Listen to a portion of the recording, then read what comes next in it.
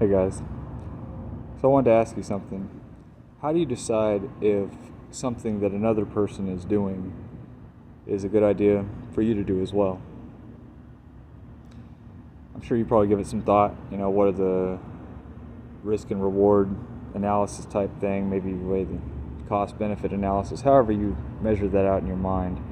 And I wonder if you ever look at what your friends are doing or what the people around you are doing. Because we have an instinct, what's called peer referencing, and it has to do with our survival.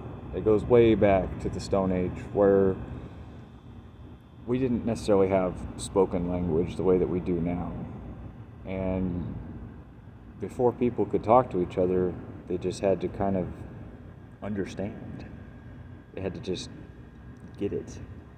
So let's say, for example, if they see their fellow caveman running away and realize that there's a dangerous predator nearby, then they will also run. And because of that, they will survive. If they wait to find out for themselves why that person was running, they won't make it. The predator will be too close. So, in that case, it works.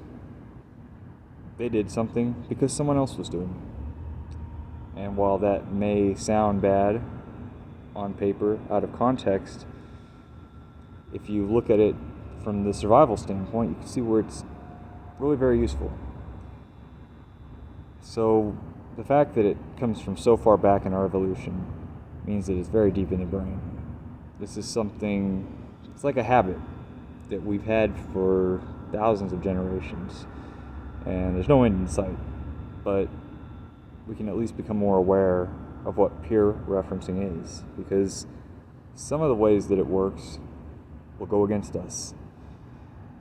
Let's say, for example, if you're in an abusive relationship with a toxic partner, and that person gaslights you and tries to lead you to believe that the treatment you're getting is fair when you just know it's not. That's not something you want to go along with. But for the same reasons that we have that survival instinct, unfortunately, gaslighters are very good at getting a hold of that part of the brain. Once they find your buttons to push and how to activate that in you, they can get you to doubt yourself just a little bit. They're in. It's like a virus, and they can fill you with doubt to the point that you disbelieve your own reality. You could literally get to a point where you doubt your own senses. Sounds unthinkable, right? I just want you to know that it's entirely possible, and that I've been through it myself, still going through it, and you're going to find that there are points where you don't even know up from down, where you are just being bounced between two ridiculous notions, back and forth, like a paddle ball. There is no time for you to stop and think and analyze and square everything that's going on around you, because the gaslighter does not want you to have time to stop and process and rest and recover and think and make a decision that could result in you leaving them. It's a form of brainwashing. And unfortunately, because of our peer referencing instincts, we have a tendency to go along with some of this, and in a big way.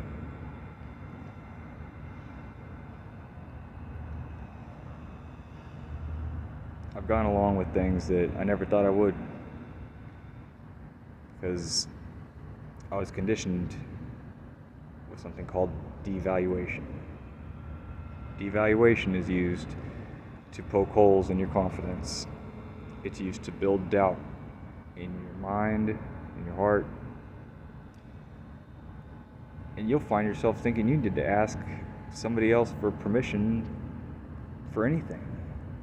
You're going to feel like you need the approval of another person, probably your partner, And that if something you're thinking about doing doesn't fit within their square of reality, you might not do it. This is when peer referencing has gone too far. Yes, they're your peer. Yes, they're your partner, unfortunately.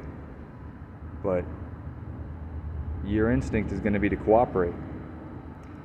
So here's the problem. Cooperative, nice, sympathetic, empathetic people are literally the perfect target for manipulation. Empathy, sympathy are good things. They're being weaponized and turned against us. And then when we call it out, we are made to feel like we're crazy. We're made to feel that we're being too sensitive. We're not.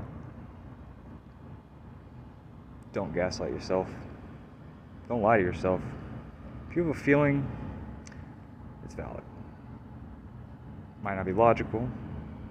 Maybe you could set some rhetoric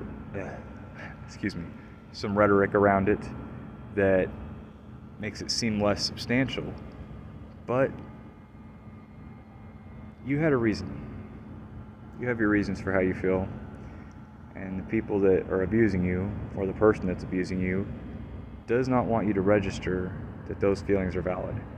They don't want you to get enough sleep to where your brain starts working properly. They don't want you feeling tempted by having fun with other people. And I'm not talking about cheating. I'm talking about going out with your buddies every once in a while. And somehow it's a problem.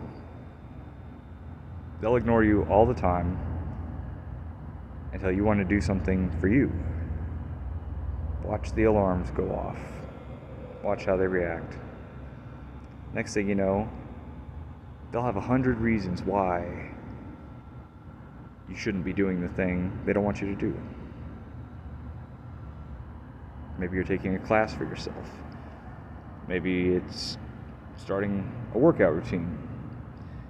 And maybe it's taking martial arts. I don't know. Whatever it is, you have your reasons that you want to do it. Good. Good. This is your life to spend how you want.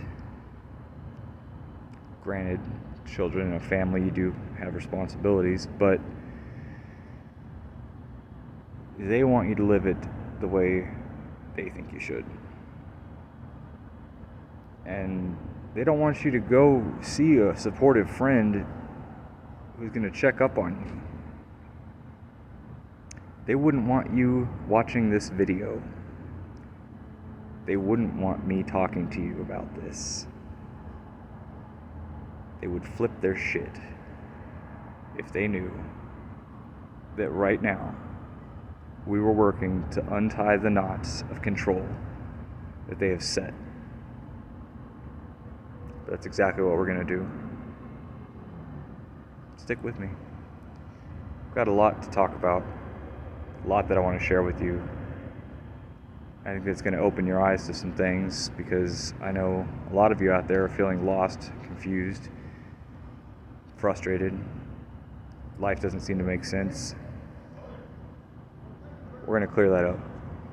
Please subscribe, please like, please share. I'm just getting started on YouTube. If you're curious, you can check out some of my other stuff on TikTok. At Nathan Schaefer 558 is my screen name. So check it out. Let me know what you think, and I'll be back later with some more. Thank you very much. Have a great day.